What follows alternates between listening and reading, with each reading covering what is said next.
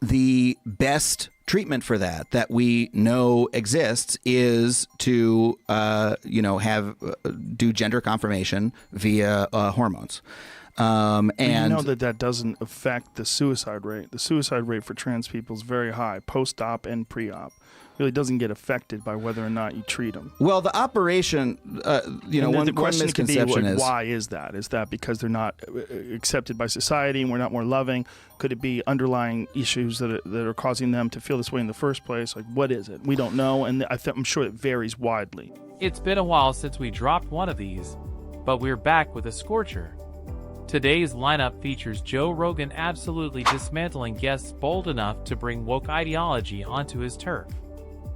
Look, so all I can do is defer to the experts that I know about this, right? So heat is nuclear, the takedowns are brutal, and the cringe is off the charts. So hit that subscribe button, turn on notifications, and let's dive straight into the chaos. First up on the chopping block, actor and writer Adam Conover. Child's body, that's a choice. It's a choice blockers. it's a choice on the part of the parent. It's not a choice on the part of the child to in the same way that being gay isn't a choice. Yeah. Okay, but if that's who they are, if they think that they're a girl, why do you have to give them hormones to make them more of a girl? Because I'm sorry. Can you expand on the question? It's a simple question. What happens when your worldview takes a vacation from reality? You freeze, your brain short circuits, and you instantly regret ever agreeing to be on that podcast. That the child thinks it's a girl, so you're going to give the child hormones. Mm-hmm. If the child thinks it's a girl, let it be a girl. Like, you don't have, why are you adding hormones? If you're shooting hormones into a child and you're affecting the child's development, you're saying that's not a choice. That's nonsense. Of course it's a choice. You're choosing to chemically change this child's body. You're choosing to inject things into this child's body on a regular basis that are going to radically affect the physical development of their body. Yeah. And you're saying that this isn't a choice. Well, it's definitely a choice to do that. So what trans people express, and again, I'm not an expert. This is from me talking to my trans friends and seeing what other trans folks say. Transitioning now, Rogan fires a question that snaps Adam Conover back to reality. Watch how he stumbles through the answer. So you're going to give the child hormones. Mm-hmm. If the child thinks it's a girl, let it be a girl. Like, you don't have, why are you adding hormones? If you're shooting hormones into a child and you're affecting the child's development, you're saying that's not a choice. That's nonsense. Of course it's a choice. You're choosing to chemically change this child's body. You're choosing to inject things into this child's body on a regular basis that are going to radically affect the physical development of their body. Yeah. And you're saying that this isn't a choice. Well, it's definitely a choice to do that. So what trans people express, and again, I'm not an expert. This is from me talking to my trans friends and seeing what other trans folks say. Oh, so now he's not an expert on trans issues? How convenient. I'm not an expert. Usually translates to, I'm out of talking points. Just moments earlier, he was defending his position with total confidence, until Rogan pushed him off the script. Then suddenly it's all hesitation and backpedaling. Classic move. Talk big until a real question lands. Rogan tries to steer the conversation toward the psychological side, how identity, emotions, and mental health play into these situations. And instead of engaging, the guest starts rambling, leaving everyone more confused than informed.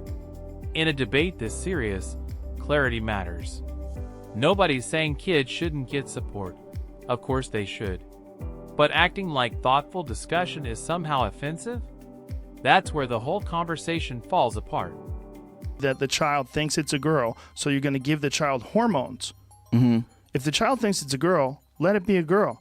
Like, you don't have, why are you adding hormones? If you're shooting hormones into a child and you're affecting the child's development, you're saying that's not a choice. That's nonsense. Of course it's a choice. You're choosing to chemically change this child's body.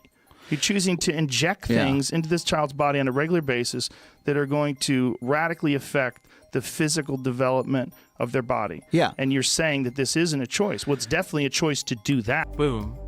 Rogan fires back with another challenge, and this one hits hard. He points out that the real conversation isn't as simple as, surgery fixes everything. Even with gender-affirming care, research shows that mental health outcomes are complicated, and support needs to go far deeper than medical procedures alone. The takeaway?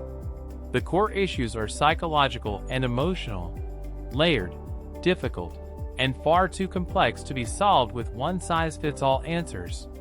Rogan's point lands. You can't address a deeply personal struggle with surface-level talking points.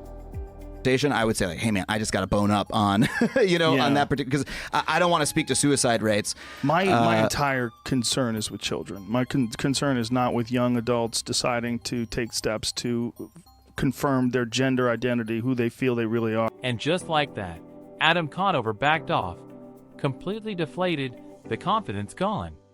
He walked in full of buzzwords and prepackaged talking points, acting like he was ready to debate Rogan head-on. But the moment Rogan pushed back with real questions and actual reasoning, the whole performance fell apart. It's a familiar pattern. Loud and certain at the start, then suddenly quiet when the conversation demands more than slogans. That's the danger of repeating talking points without understanding them. You end up exposed the second someone pushes past the surface. And now Rogan follows up with the real knockout. Mature and develop, you growing out of these ideas. Some will and some won't. And the ones who won't, they always have the option to do something later on in life. But if you do something to hormonally block a child very, very early on, there's no turning back from that. Kids change their minds constantly. It's part of growing up. One day they want to be astronauts, the next day zookeepers. Their preferences flip from ice cream to pizza overnight. And that's normal. Their brains, emotions, and understanding of the world are still developing. That's exactly why children aren't allowed to vote, drink, get tattoos, or sign contracts. They don't yet have the maturity to grasp long-term consequences. So expecting them to make major, life-altering medical decisions is a serious concern. Children need guidance, stability, and clarity, not pressure to make choices they may not understand. After Rogan challenged Adam Conover about hormone blockers, Adam immediately switched topics. It's a good question. I think we're really going to go through like a cultural change on how we think about that. It's morphing so quickly. You know what I mean? Mm-hmm. I'm very much, because I am of this opinion that there is no such thing as like perfect fairness, and when we make those distinctions, we're always choosing who to allow. Mm-hmm. And because I think we should choose to allow like trans people to participate in society. One thing you notice in these debates is how some activists rely on overly complicated language. Instead of giving a direct answer, they bury simple questions under layers of academic-sounding jargon, as if more words automatically make the argument stronger. But in reality, it often feels like a distraction. Take Conover, for example. The question was straightforward, yet he launched into a long monologue filled with buzzwords, emotional framing, and circular reasoning, only to arrive at the same predictable conclusion about sports. It almost feels intentional, like the goal is to confuse rather than clarify. And when an argument requires that much verbal gymnastics, you can't help but wonder, how solid is the point underneath all the fluff? And to have male athletics versus female athletics. The reason is that males have a physiological advantage over women. So in most sports, most physical sports, we do not have males compete with females. Do those same physiological advantages apply? And what is the evidence? Well, the evidence in competition seems to be that it shows that it does apply, particularly in weightlifting, rugby, mountain biking, power heavy sports that favor larger people, stronger bodies. Males that transition to females have a significant advantage in their breaking world record. Once again, Rogan hits his guess with straightforward points backed by data. He highlights that, on average, biological males tend to have physiological advantages, such as greater muscle mass, bone density, and lung capacity. Studies show that many of these attributes can remain even after hormone therapy, which is why the debate around fairness in women's sports continues to be so heated. The concern isn't about identity, it's about competitive balance. Female athletes who train for years, aiming for podium spots and scholarships, worry that these differences could affect outcomes. Supporters of stricter rules argue that fairness in sports should be guided by measurable factors, not just good intentions or political pressure. This is the core of the discussion: how to ensure inclusion while protecting fair competition. And with that, Rogan moves on to his next guest, comedian Pete Dominic. Guns and bullets people can have, not that they can have them or that they can't have. Like, that's the conversation. That's where we should be right now. Everything gets regulated, everything. There are trade-offs in healthcare. There are trade-offs in everything, but Americans now are so divided. They want everything that they want, that compromise is something that we don't do as Americans, much less in government. That's preposterous. Pete suggests that the answer is simple: just make guns illegal so no one can own them. It sounds tidy in theory, but it falls apart the moment you compare it to real-world behavior.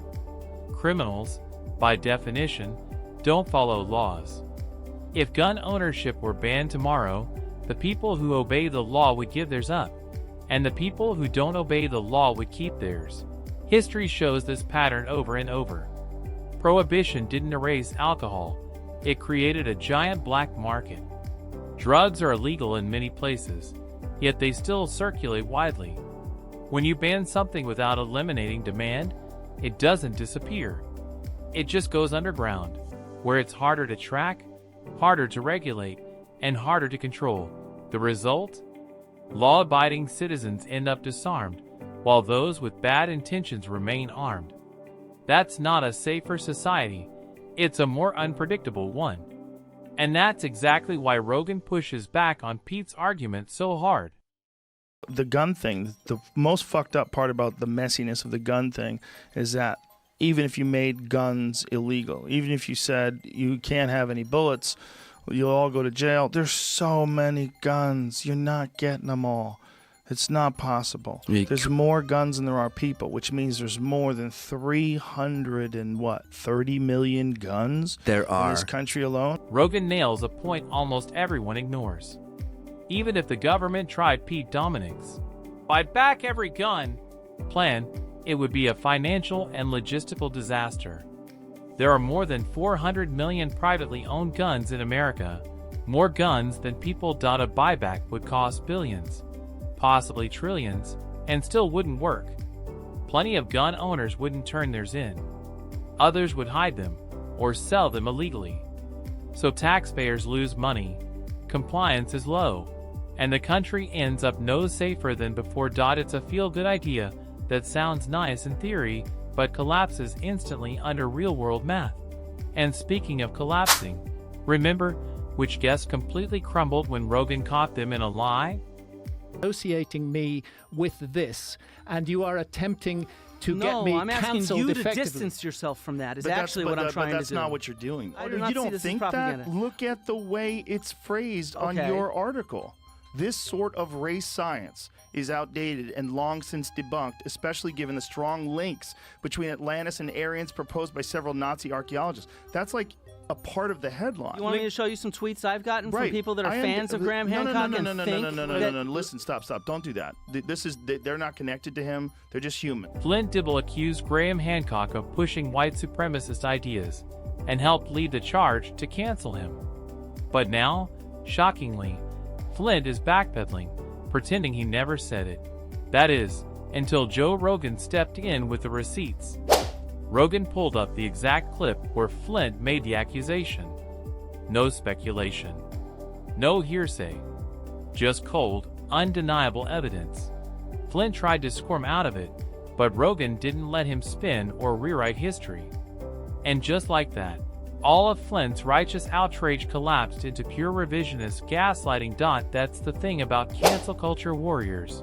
They throw wild punches, but they can't handle the fallout. Rogan made sure the truth delivered the final blow. And with that, we wrap up today's video. If you enjoyed it, Hit like and subscribe for more content just like this. Music.